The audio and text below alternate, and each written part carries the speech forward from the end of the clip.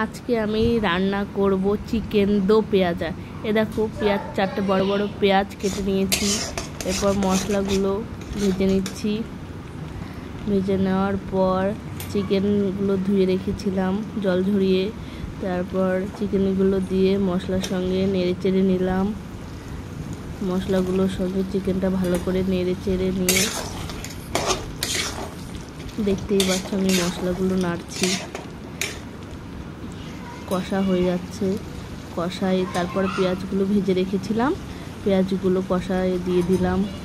যেহেতু চিকেন দো পেঁয়াজা বানাবো আমি আজকে, তাই পেঁয়াজগুলো একটু লাল লাল করে ভেজে নিয়েছিলাম, সেই পেঁয়াজগুলো দিয়ে দিলাম। এরপর পেঁয়াজগুলো দিয়ে জল দিয়ে ফুটছে জল, একটু ধনেপাতা কুচি দিয়ে দিলাম। তারপর এতে অ্যাড করব 1 চামচ ঘি। 1 চামচ ঘি দিয়ে দিলাম। এই ঘিটা আমি নিজেই বাড়িতে বানিয়েছি, হ্যান্ডমেড।